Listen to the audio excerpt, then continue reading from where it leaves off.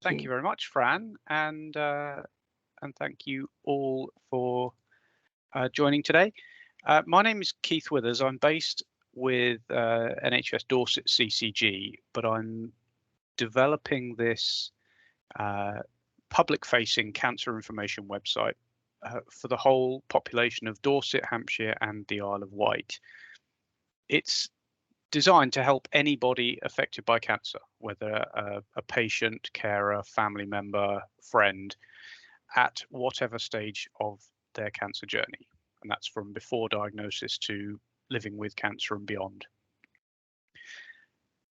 It is meant to be a signposting website. It's not here to replicate the excellent material that's on Macmillan, Cancer Research UK, NHS websites. It's not there to replace them. It's designed to have locally relevant content that helps our population specifically.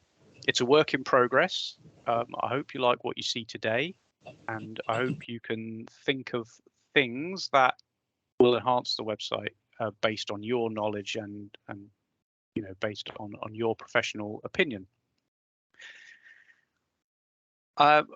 First, before I share my screen with the website, it's an honor to welcome Joyce North here today. Joyce has been our patient rep on the website project, and she has been invaluable the whole time. She has often been the most sensible voice in our project team meeting. She is full of knowledge, and it's been an absolute pleasure working with Joyce. So thank you for being here. I will now share my screen so you can have a little look at the homepage. I'll talk a little bit about that, and then I'll go through some scenarios that will help better sort of describe how the website can be used. So hopefully you will now see the homepage. At the very top, the first thing I think is quite important is it tells you who the website is for. Just so that people know when they arrive, they've come to the right place.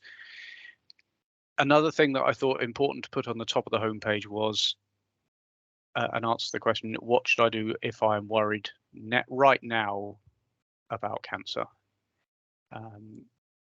It talks about contacting your GP directly. There is a link there to common signs and symptoms of cancer. There's a link there to information about how to keep yourself well. I'll go through that a little bit more detail later on, but I think that's information that's important to get right up front. Just below that, there are links to respond to your exact situation. So it directs you to the right information based on, are you currently being referred for suspected cancer? Are you being treated with cancer? Are you now living with cancer or beyond? Are you looking for support? That kind of thing. We've linked up with a cancer care map, again, which I'll show you a bit later, which has a comprehensive directory of local services and support. And that might be why people are coming to the website, because that's the sort of stuff they're looking for. We still have coronavirus, COVID-19 information with links to NHS Gov website. Hopefully that won't be so important for much longer. It was a massive bright banner at the top of the page for a long time, but there's still information there about what you might need to know if you are immunocompromised, for example. And down at the bottom of the homepage, there are some of our latest news items. Now, these might be new blog posts. They might be raising awareness of specific campaigns. There's Mental Health Awareness Week here. Cervical screening awareness is next week, so there'll be something on there about that. Any news items that go on are also promoted via our social media pages and Wessex Cancer Alliance, Wessex Voices, and other partners. And at the bottom of the page, as you'll see on every page, there is a "Was this helpful?" bar with a green tick or a red down. And we value any feedback on the website from any of our users. So that is the homepage. So my first scenario is someone like my mum. Now, my mum goes to her GP and she's referred for a test at the local hospital. They suspect it might be cancer. The doctor says, I can email you a link to a helpful web page. And that web page would be this information about fast track referrals. Now, if you're my mum, the first thing you say to that is, what's a web page? I don't know how to use email. I don't have an email address. I'm a bit scared. And the doctor can, at that point, open the information as a PDF and say, don't worry, I'll print this information off. There's a little box here. I'm just going to write down the number of the hospital that I'm referring you to. And you can take that home, read it at your leisure. Because we have to accept that we're not going to reach everybody with a website. There'll be plenty of people who would welcome support in other ways. And even though there are some great services out there run by volunteers helping to get people online, I could summon every digital champion in the country, and there is still no way I'm getting my mother to look at something on a computer. I have to accept that, and we'll look for alternative ways of helping. Scenario 2, a patient who has heard of the internet. They go to a GP and referred for the test at the hospital, and the GP says, I can email you a link to a helpful web page. And they say, OK, thank you. I have heard of the internet. And the patient opens up this page again at home, and they can read about how to prepare for a fast track appointment and what to do if they don't hear from the hospital within 7 days. If I scroll down a little bit, there is a list of phone numbers for all our regional hospitals, instructions on what to do, and further down the page, what can you expect to happen? What will happen if you need tests? If you're offered a telephone or an online appointment, what will happen then? And right at the bottom there's how should you prepare for your appointment? It talks about writing down questions, things like that. So there's some real practical advice that Wessex Cancer Alliance thought it is important that patients know this. And that's why we created this page. We put it in the primary care IT system and said, let's get this out to as many patients as possible. Halfway down this page, there is a link to another page on the website that's called Diagnosing Cancer. I'm going to follow this link now because what this does is gives the patient a brief introduction to what they might expect from tests, who they might meet at the hospital. There are links on this page to external sources about different types of cancer, and Macmillan and Cancer Research UK have a lot more detail about those things. But along this page, there's information about your referral, the kind of tests you might have, and down at the bottom, hopefully a reassuring word about while you're waiting for your test results, what can you expect? Yeah, so if also what will happen if you are told you do not have cancer, which a lot of people will be told. This website designed to take them on a pathway, designed to take people on a pathway. So if they do receive a diagnosis of cancer, you can go through to the next page, which has more information in a similar format to the previous page about cancer treatment. So again, similar external links and resources to Macmillan, more of the people you could meet in the hospital setting, a simple guide to what staging and grading of cancer means, some of the treatment options, the more common treatment options.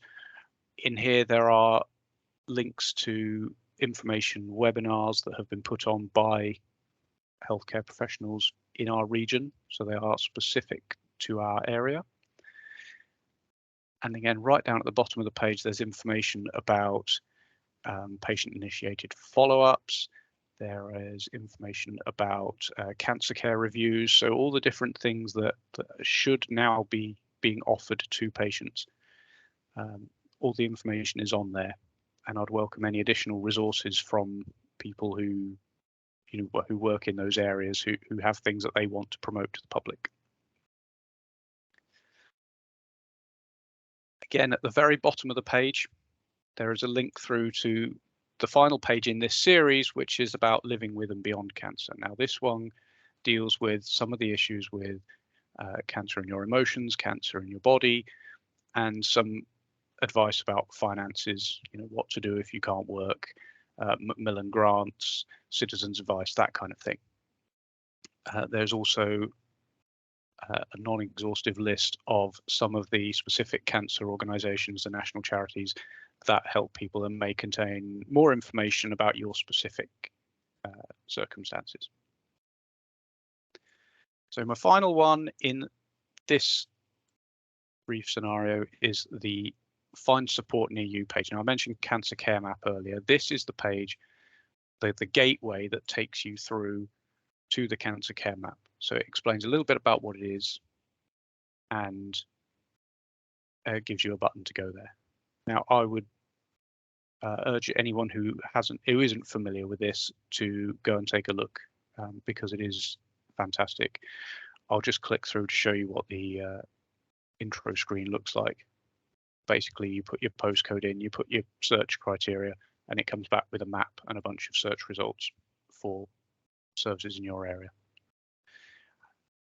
So that is the way that we imagine that a patient going through and being referred for cancer, diagnosed with cancer and treated with cancer could use the information on this website. My third scenario is someone who's come across the website because they are worried about cancer.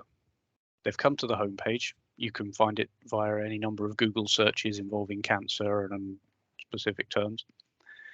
And they come to this message near the top of the page that says, "Are you worried about cancer?" Now, they may have a look at this external link to Cancer Research UK, which has a lot of information about specific symptoms to look out for.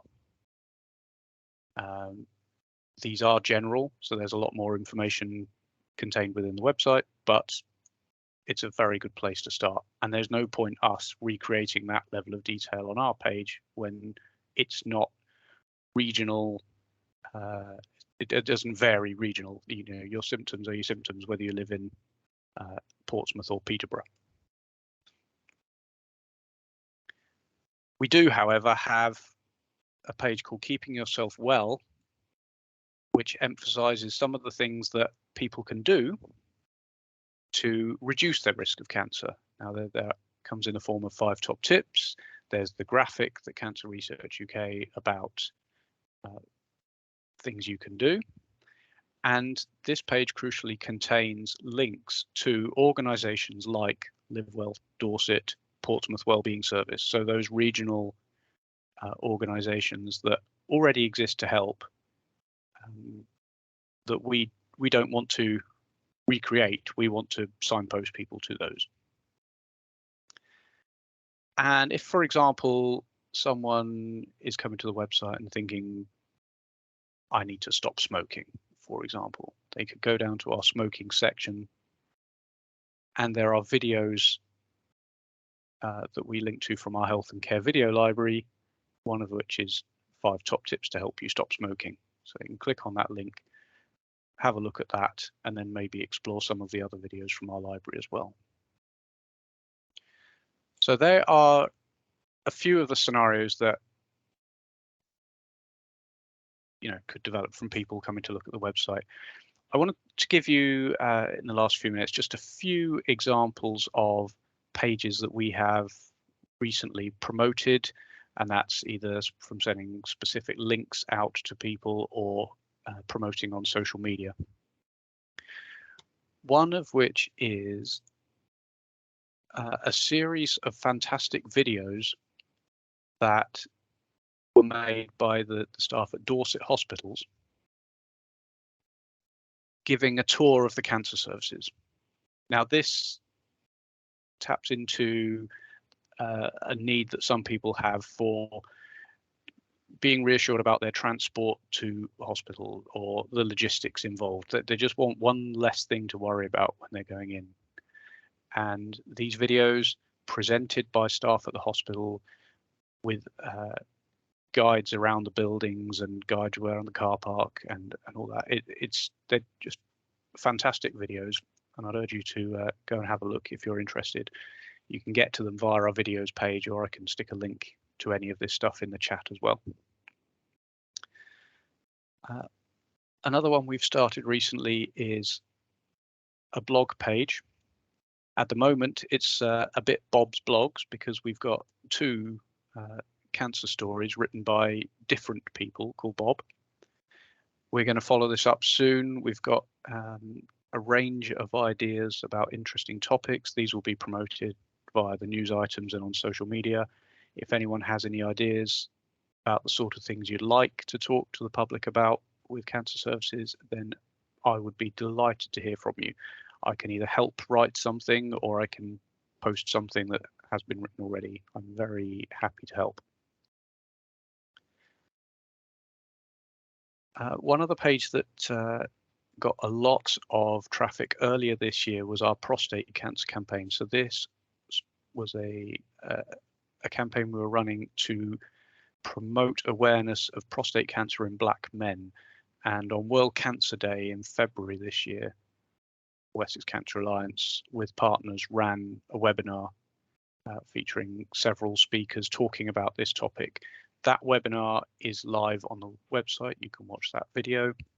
There are also plenty of other resources on this page about how to check your risk and even registering with a GP to, so that you have someone to talk to. There's loads of good information on there, loads of videos, an invitation to get grants on campaign ideas, things like that. And another recently developed page I'll show you before I finish.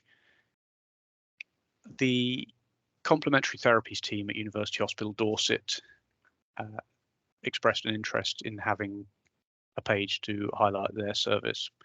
So we put this one together with a little bit of an introduction on what complementary therapies are. Importantly, a section on how to contact the team, what you can expect if you telephone them and leave your details. There's some information about what those services are and how they can help, and then some links to further information on other resources about complementary therapies. So any other service, any other team within Wessex, I would be happy to produce a similar page like that. So just come and talk to me if you are interested. There is a search function on the website. So if I wanted to find out information about caring, there's a page about caring for people with cancer. And this, again, has a directory of local organisations who would be able to give counselling or practical advice on this topic. So the search function, you can find pretty much any page you want. I'll go back to the homepage and just say one last thing about accessibility. We have on the website an accessibility tools button so that people can increase the size of the text or change the contrast. There's a Google Translate button at the top as well, so you can translate any page into another language.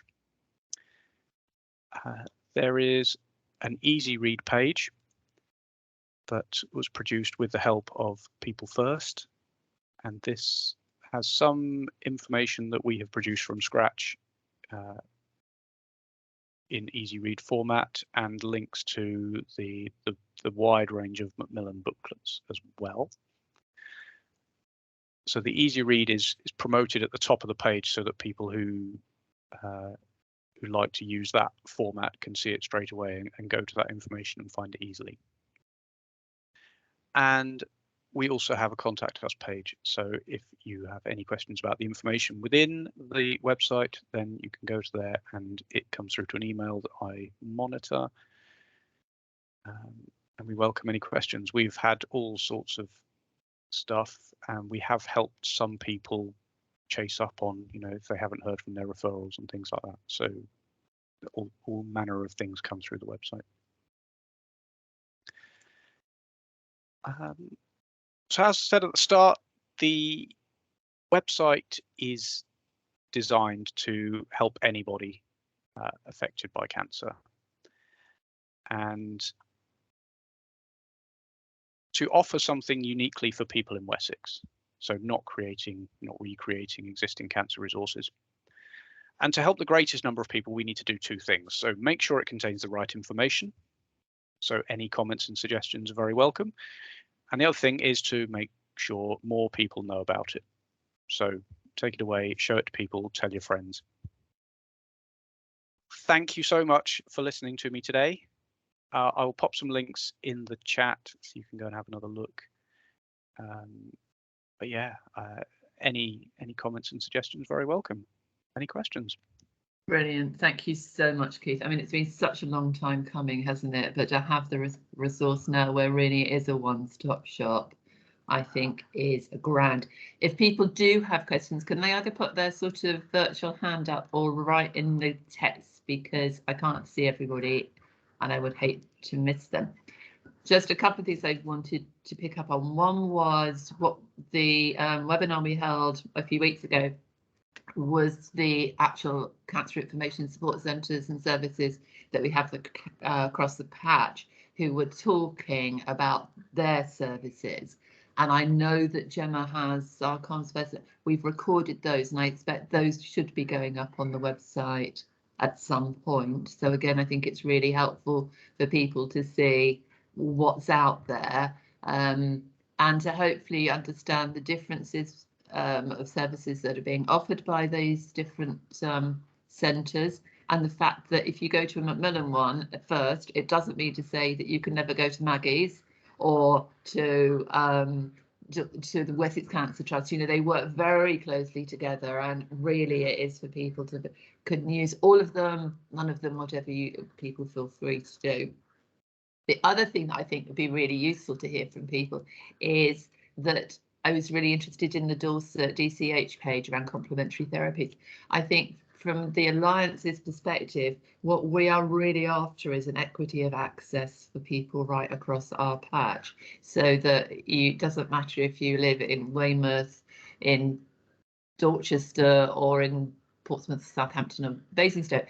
You should be able to access the same services. So if you find that you're in one area and you can't, then it is definitely worth highlighting it for us, because I think that, that service user, that patient pressure actually speaks volumes, and we can often build new services on the back of that. So to bear that in mind as well. I can't see any hands up, but if people think about anything after the event, then please, I'm sure either let Keith or myself know and we can follow through. And I don't know, Keith, if you're able to stay with us in case anybody does write anything in the chat box in the meantime. I'm very happy to stay. Thank you. Brilliant, thank you very much. But now I'll hand over to Helen to talk about your organisation, Energize Me, and what you have to offer people across the patch. Thank you. Lovely, thanks, Fran. Good morning, everybody. Thank you for inviting me to come and speak to you today. Hopefully you can see my slides, so just shout if you can't. But my name is Helen Fisher. I'm the Head of Health and Strategy at Energize Me. We're a charity that works across Hampshire and the Isle of Wight to tackle the things that get in the way of people being active.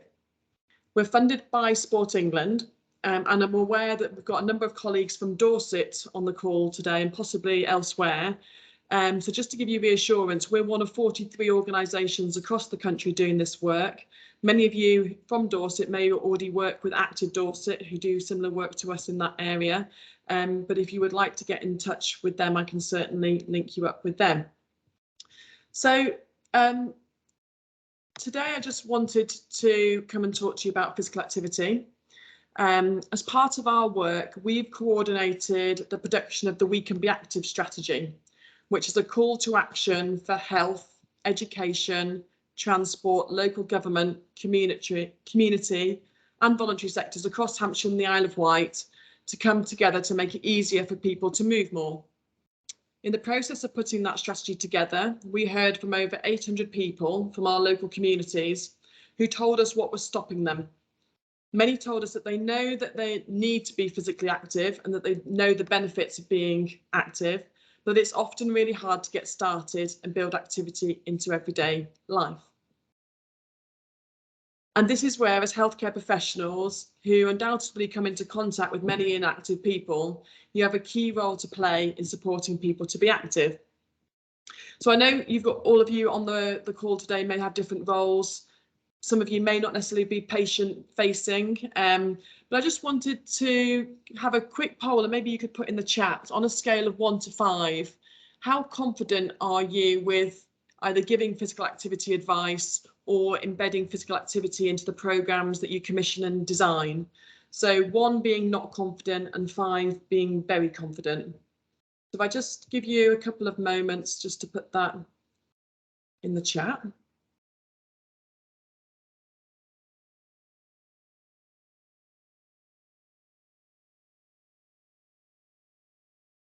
Great, they're just coming through now. Thank you, Catherine. Thanks, Magdalena.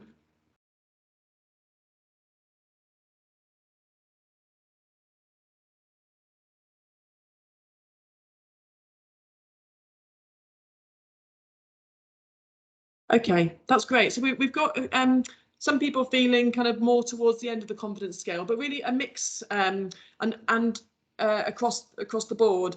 And just to say, you're not alone, and I'll come on to you to give you some information shortly. Just wanted to highlight the Chief Medical Officer Physical Activity Guidelines. So these are the recommended guidelines of how active someone should be. And essentially, for the adults, they break down into 4 elements.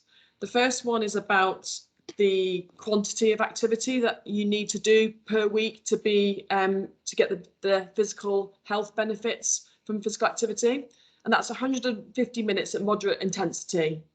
Quite a lot of the time we hear from community groups saying, well, what does moderate intensity mean? We often say that it's getting out of breath, being unable to have a conversation. That's then you know that you're performing activity at a level that's going to bring you the greatest health benefits. And then other parts of the Chief Medical Officer recommendations that are probably less well known is the ones around strength, building strength on at least 2 days a week. And this can help obviously develop muscles, strengthen bones and joints. And that can be just carrying shopping, doing light gardening work, lifting light to heavy things around the house. It doesn't necessarily have to be about going into a gym and lifting weights. The third element is around improving balance. Obviously, this is really important as we move into later life, but we're trying to bring that message further upstream and the importance of people as they approach midlife to ensure that balance is part of their weekly activity. And then finally, about minimising sedentary time. So there are a number of people that probably meet the other 3 recommendations in terms of activity, but spend a huge amount of their day sitting at a desk-based job, so not maximising the benefits that they can have. There are also guidelines for older adults, children and pregnant women and disabled adults, and we can provide a link to those infographics to anyone who's interested. So just coming back to the poll that we did at the start, if you're not feeling hugely confident, you're definitely not alone. So when GPs were surveyed recently, 80% were not necessarily familiar with the recommended guidelines for physical activity. And physiotherapists who perhaps are often well more versed around physical activity certainly weren't aware of all the elements of the recommended guidelines for physical activity. And I think this slide really just highlights the power of the healthcare professional voice, certainly around encouraging someone to become more active.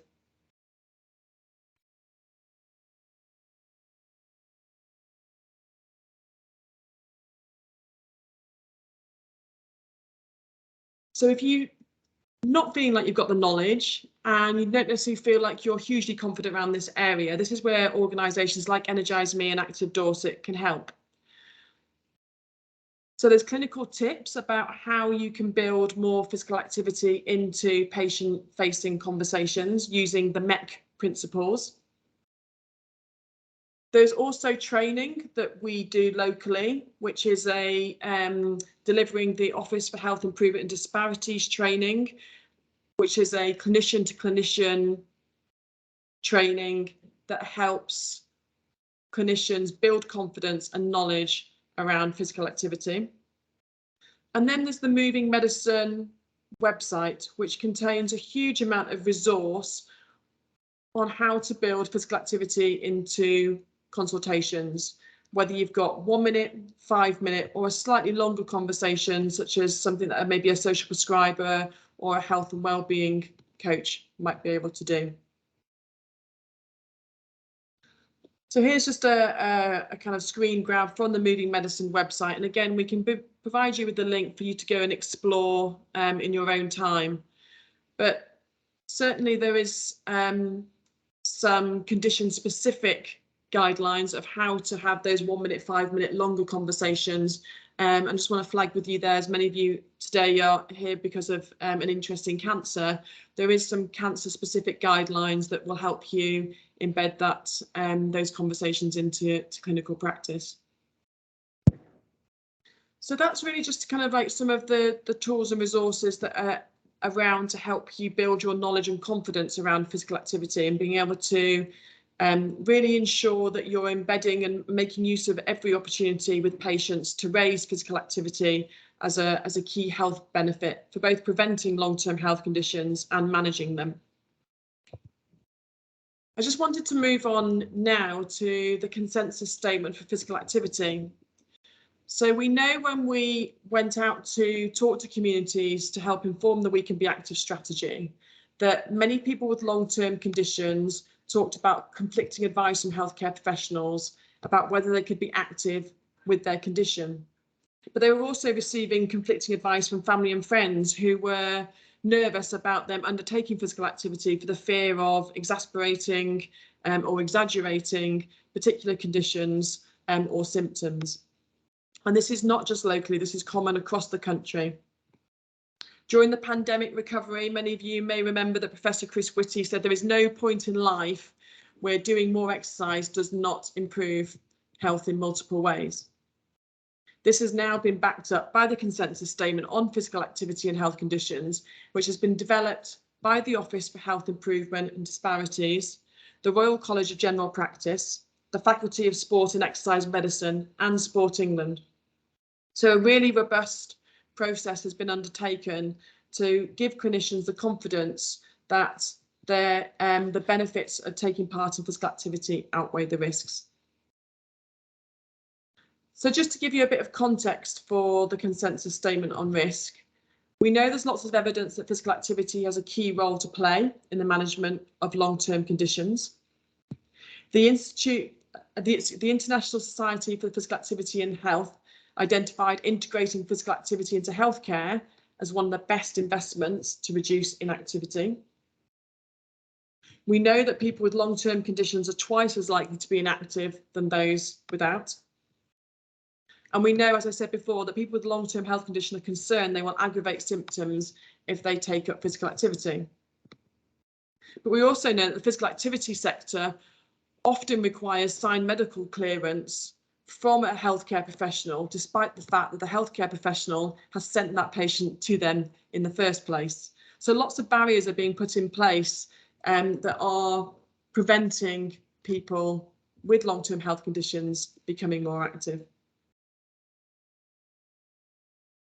So this response to all of this was a collaboration between the organisations I mentioned to enable the development of clear statements for the use of healthcare professionals through expert consensus about the medical risks of physical activity for all adults, irrespective of age, living with one or more long-term health conditions, and to design some messages that healthcare professionals could use in clinical practice.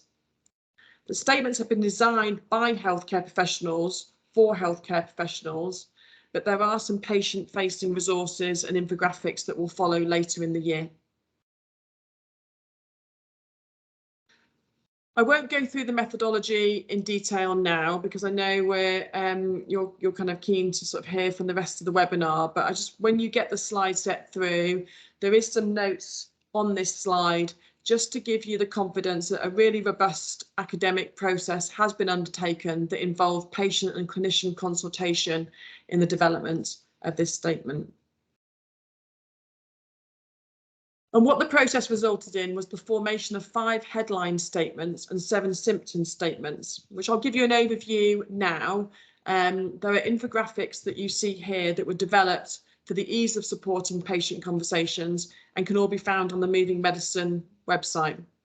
But the first headline statement is that the benefits outweigh the risk. Physical activity is safe, even for people living with long-term health conditions. Regular physical activity in combination with standard medical care has a real important role to play in the management and prevention of many long-term health conditions.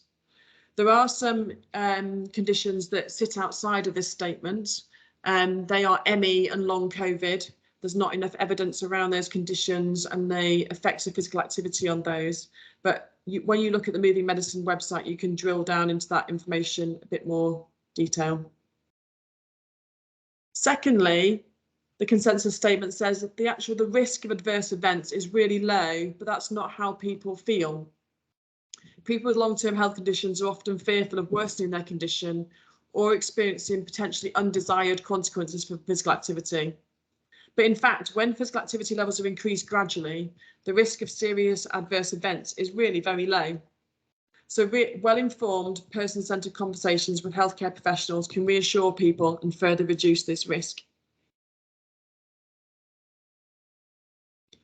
Thirdly, and I'm sure many of you will probably agree with this, it's just not as easy as telling someone to move more. It's about having that person-centred conversation, understand some of the concerns that individuals have, and help build someone's confidence over a period of time to ensure that they feel that they are in a position to take that first step into being active. And followed up by everyone has their own starting point, and so start there and build up gradually. So for an individual, it might be just walking to the end of the road to post a letter. That might be their starting point. But helping people to identify where they are and agree a plan to begin there and build up gradually to minimise the risk of adverse events. And then the final statement in terms of for clinicians to use is that overarching statement that to stop and seek medical review if you start experiencing some of those symptoms listed there. As I said, that there's a number of symptom statements that have been developed, and this was in response to the patient consultation that said that actually they don't define themselves by their condition, they just experience symptoms and manage them day to day. And as with different conditions and different stages of treatment, such as people receiving cancer treatment, they will experience different symptoms at different times. So having some guidance on how to manage certain symptoms through physical activity was seen as really important.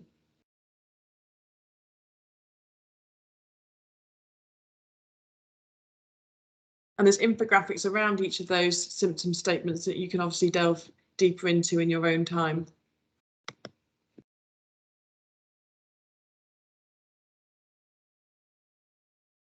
So the statements have received endorsement from all those key medical and health organisations. Many of the UK-based ones have been representing the various groups that have helped develop the statements. And there is further work to activate the risk consensus statement, such as with the medical insurers and also the key organisations that insure physical activity providers, to really raise the profile of the consensus statement, ensure that there isn't any insurance barriers to activating the consensus statement.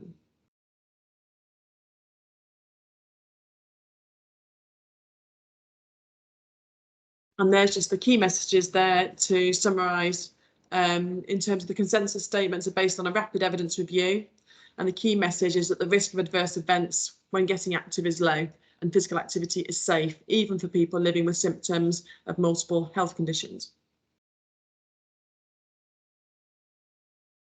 So I think if we'd have had more time, we're going to go on and maybe facilitate a discussion. But perhaps if I just move on to the last element I wanted to cover today, and then maybe take questions or comments from everybody.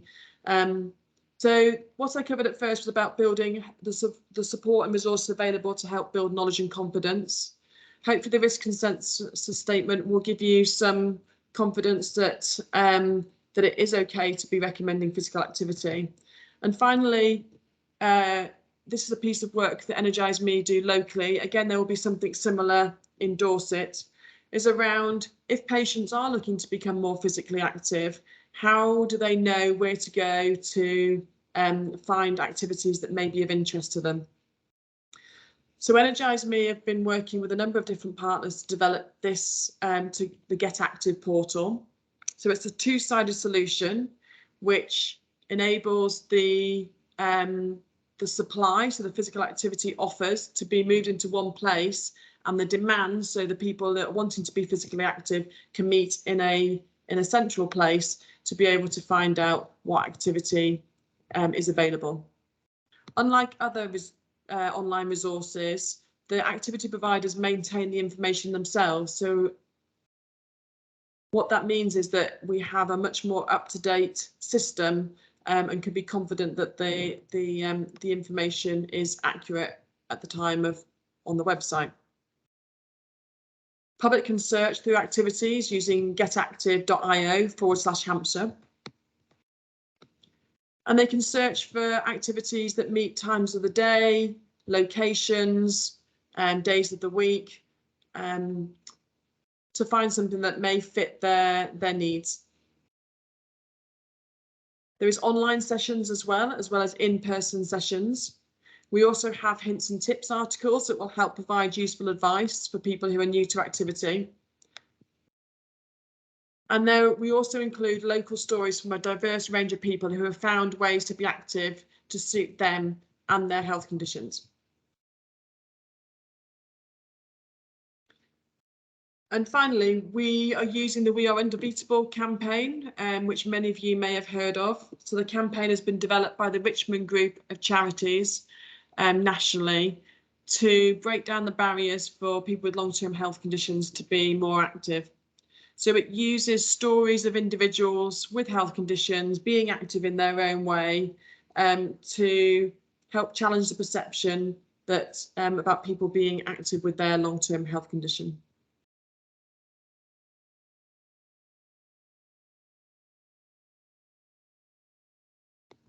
So I just want to finish on potential call to action. If this was an area for interest, I'd encourage you to go and look at the Moving Medicine website. And like I say, I'll put the link in the chat in a minute. There's some really great resources on there.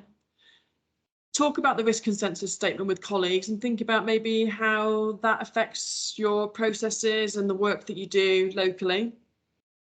If you do identify a need for training, come and talk to us about support for you and your colleagues to build that confidence and knowledge. And then if you are looking to support patients to be more physically active and want to challenge that perception, think about how the We Are Undefeatable campaign can help you do that. There is a supporters hub which provides a toolkit and resources to enable you to use that campaign with patients.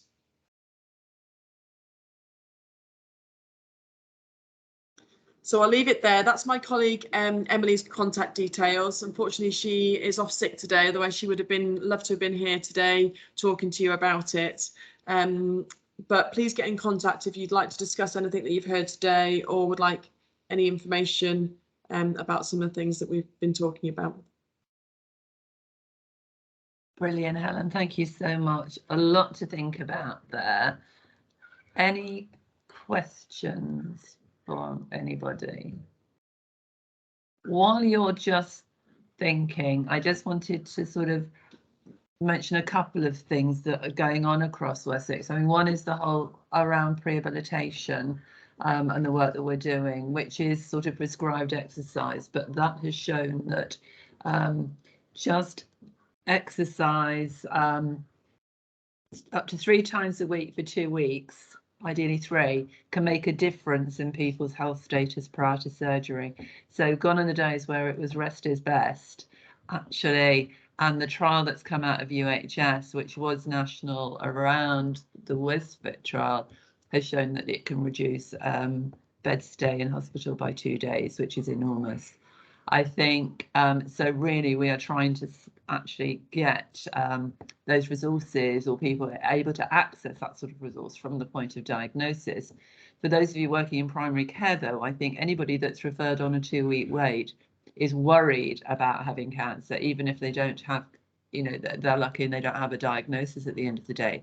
But there is obviously something wrong, and it's a really good window of opportunity to start talking lifestyle, exercise, activity, healthy eating at that point.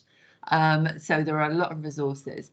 In terms of people with a cancer diagnosis, and if they want the reassurance of having somebody that has got a bit more knowledge, the majority of our leisure centres now across the patch will have level 4 trained fitness instructors, and those are experienced fitness instructors who have undertaken either the CAN rehab or right foundation training, so that they've had that additional training to work with people with a cancer diagnosis. Can I also just ask everybody out there, how many of you have actually had MEC training? Can you put a sort of yes in the chat box for me if you've undergone MEC training or something similar, or indeed would be interested in undertaking it? Marion, that's great, thank you. Thanks, Suzanne. Anybody else?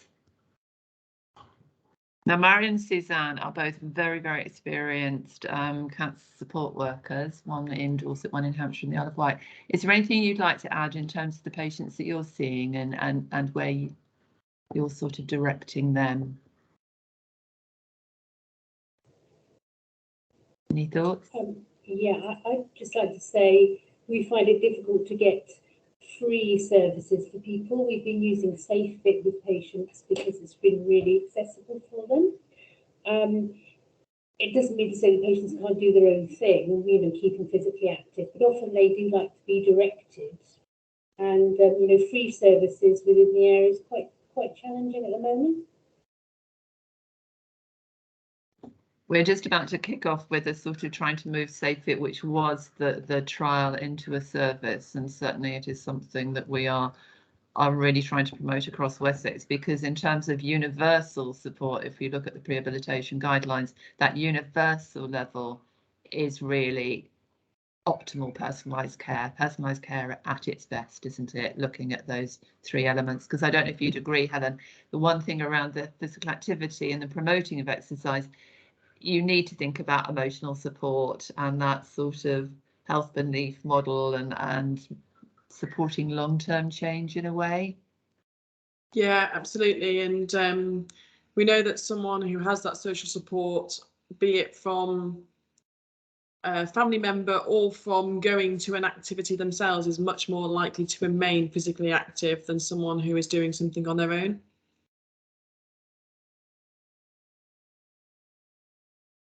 Well, again, if anybody has any questions or wants to find more resources, and Keith, I was just thinking about the website and whether there is a more targeted approach that we can take to that, but I think there's quite a lot of resources there already. We're also looking to sort of work with the cancer map, because if you put in health and wellbeing, there'll be quite a lot of hits you get. If you're just looking for physical activity or exercise programs, that can be slightly more difficult. But certainly all our information and support centres will also know where to signpost people. Is there anything you'd like to add, Keith?